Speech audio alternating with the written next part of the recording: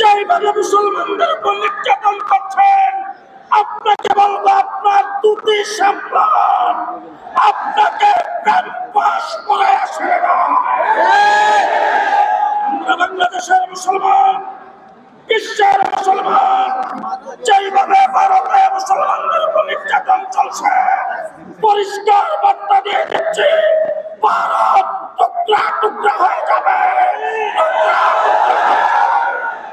সংগ্রামী ছাত্র বন্ধুগণ, শেষ কথা বলতে চাই, 2013 সালের 7 জানুয়ারি হেফাজত ইসলামের তসবিহওয়ালা, চাইনামাজওয়ালা, তাহাজ্জুদরত, জিকিররত, আরে ভাই কাজ করতেছি না, মুনাজাতরত মানুষগুলোকে কারেন্টের লাইট বন্ধ করে, অন্ধকার করে 1,54,000 গুলি চালানো হয়েছে।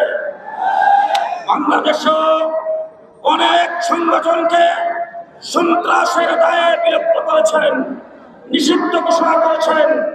বিশ্বের অনেক সংগঠনকে বিভিন্নভাবে, এমনকি জাতিসংঘ অনেক সংগঠনকে সন্ত্রাসের দায়ে নিষিদ্ধ করেছেন।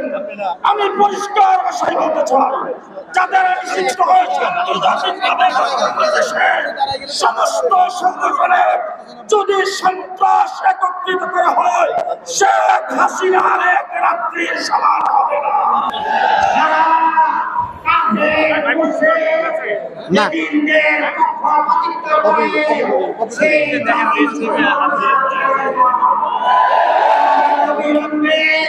মুসলিম জাতিসংঘ গঠন করার উদাত্ত আহ্বান জানাচ্ছি।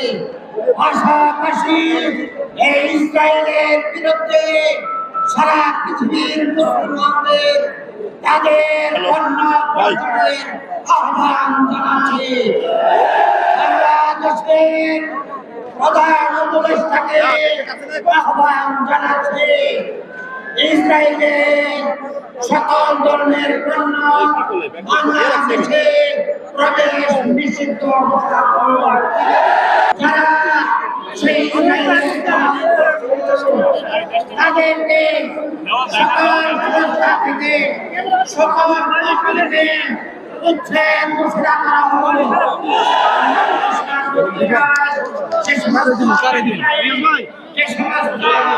আমাদের জনগণের মধ্যে ইসরায়েলের তাদেরকে